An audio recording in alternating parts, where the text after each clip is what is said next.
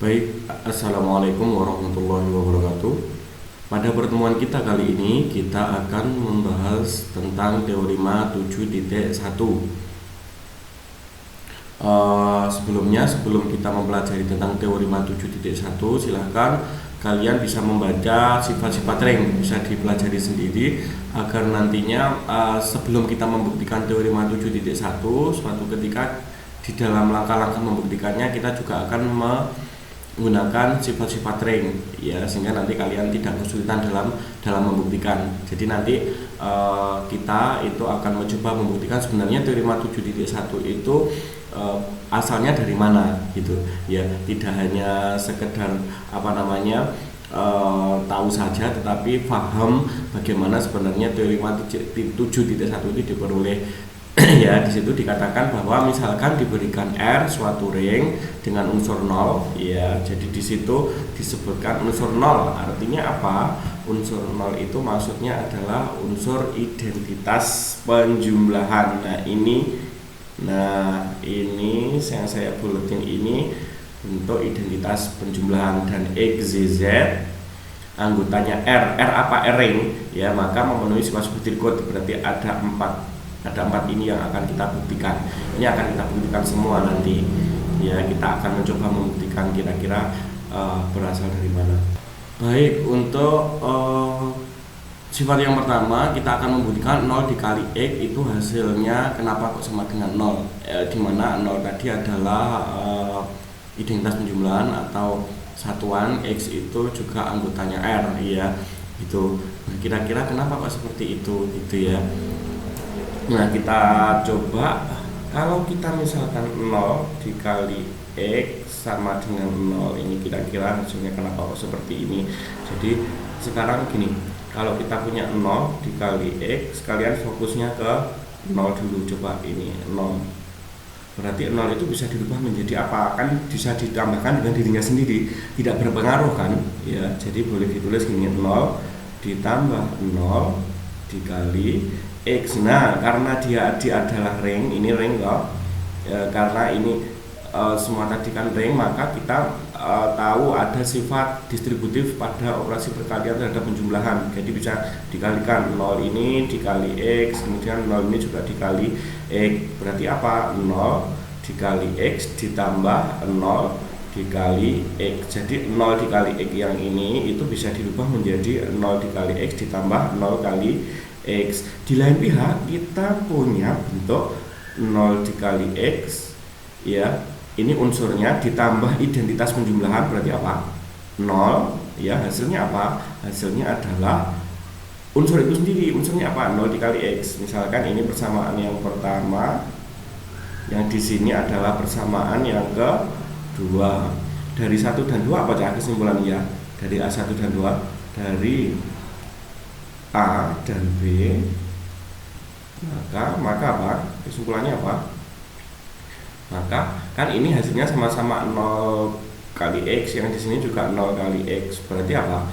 Jadi kita bisa menuliskan 0 dikali X ditambah 0 dikali X sama dengan 0 dikali X ditambah 0. Nah, di ruas kiri ada 0 kali X, di ruas kanan juga ada 0 kali X. Kita bisa menggunakan sifat ring, yaitu sifat kanselasi, ya, kanselasi atau pencoretan. Ini bisa dicoret, ini bisa dicoret, jadinya 0 kali X sama dengan 0. Jadi terbukti bahwa kenapa sih kok bisa 0 dikali X itu hasilnya 0, ya, itu buktinya tadi. Kemudian kita mencoba untuk membuktikan lagi yang satunya, X dikali 0 hasilnya 0, kok bisa, ya. Jadi X dikali 0 sama dengan 0, ini dari mana? Caranya tidak jauh berbeda, caranya tidak jauh berbeda kayak tadi. Jadi kalau kita punya X dikali 0, maka kita fokusnya juga yang 0 tadi. Jadi X, ya, dikali 0 itu boleh dirubah menjadi 0 ditambah 0, ya, 0 ditambah 0. Nah, karena ini juga ring, maka memiliki sifat distributif. 0 dikali X dikali 0 ditambah X dikali 0. Di lain pihak sama dengan tadi, kita punya X dikali 0 kalau ditambahkan dengan unsur identitas, maka hasilnya apa? Hasilnya X dikali 0. Ini persamaan yang pertama. Ini persamaan yang kedua. Dari 1 dan 2 ya, sama dari A dan B. Ini sebentar, ini saya biar ada tanda sedikit spasinya. A dan B, maka apa kesimpulannya? Sama kayak tadi, kita menuliskan X dikali 0 ditambah X dikali 0 sama dengan X dikali 0 ditambah 0. Nah, di ruas kiri ada X kali 0, di ruas kanan juga X kanan 0, X kali 0. Boleh menggunakan kanselasi, maka hasilnya X kali 0 sama dengan 0. Jadi dari sini terbukti kenapa kok X kali 0 itu hasilnya sama dengan 0 ya. Ini berarti untuk yang sifat pertama sudah terbukti. Baik, kita mencoba membuktikan untuk sifat yang kedua. Sifat yang kedua ya ini, X dikali inverse dari Y. Kenapa kok hasilnya inverse dari XY? Jadi X dikali inverse dari Y sama dengan inverse dari XY. Nah, ini dari mana? Nah, langkah yang pertama kita coba dulu gini. Jadi kalau kita punya X dikali inverse dari Y, kalau kita jumlahkan dengan XY jadinya apa cah? Ya, kita lihat di sebelah kiri ada unsur X, di sebelah kanan ada unsur X ya. Kalau ada unsur X berarti apa? Berarti kita bisa menggunakan sifat distributif. Sekali lagi, kenapa? Karena dia ring, X nya dikeluarkan ya. Berarti ini X dikali negatif Y ditambah apa ya? Ditambah Y. Nah, sekarang ini ada negatif Y atau inverse dari Y ditambah dengan Y, ada unsur, ada inverse. Berarti kalau ada unsur ditambah dengan inverse-nya jadinya apa? Sesuai definisi inverse jadinya adalah identitas. Nah, dari sini kita bisa peroleh bahwa berdasarkan sifat yang kedua tadi ya, teorema 7.1 untuk yang poin 2, kita punya X dikali 0 hasilnya adalah 0. Misalkan ini adalah yang A ya. Kemudian sekarang sama gini, kalau kita punya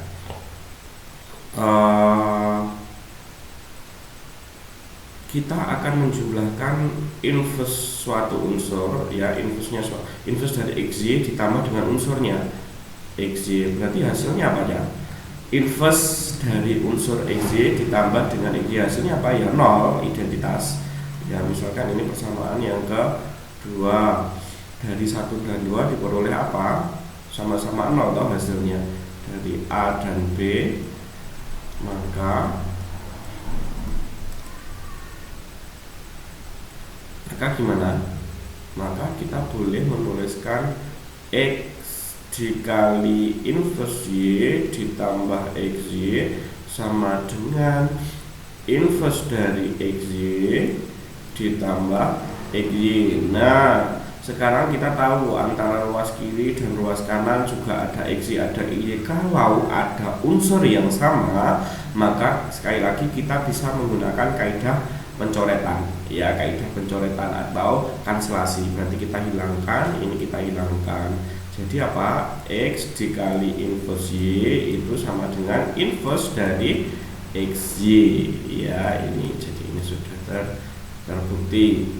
Sambil dipahami, barangkali kalau ada yang masih bingung alon-alon, ya cahyo, siapa tahu nanti biar nanti kalian juga bisa memahami.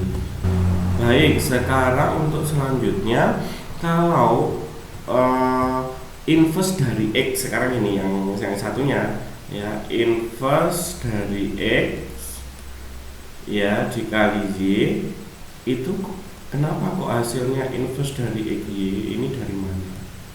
Caranya tidak jauh berbeda. Jadi berawal dari inverse dari X dikali Y, kalau ditambahkan dengan XY jadinya kira-kira gimana ya. Jadi ini ada inverse X ditambah X ya, Y nya dikeluarkan, kemudian ini ada inverse X ditambah X, apa jadinya ya, unsur identitas ini dikali Y ya. Nah kalau seperti ini berdasarkan yang kedua bagaimana jadinya ya. Baik, untuk selanjutnya jadi di lain pihak juga sama kan. Jadi kalau kita punya ada suatu inverse dari unsur ditambah dengan unsurnya, hasilnya apa? Hasilnya adalah identitas. Ini persamaan yang pertama, ini persamaan yang kedua dari A dan B. Maka kita peroleh gimana ya? Ya tinggal digabung aja. Jadi inverse dari X dikali Y ditambah XY sama dengan inverse dari XY ditambah XY. Yang bagian kiri ada XY, yang di bagian kanan juga ada XY.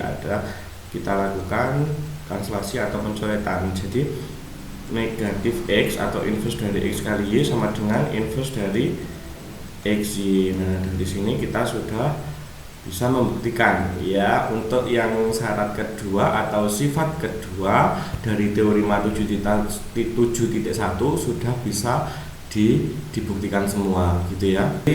Baik, untuk yang sifat yang ketiga kita coba membuktikan ya. Inverse dari X dikali inverse dari Y hasilnya adalah XY ya.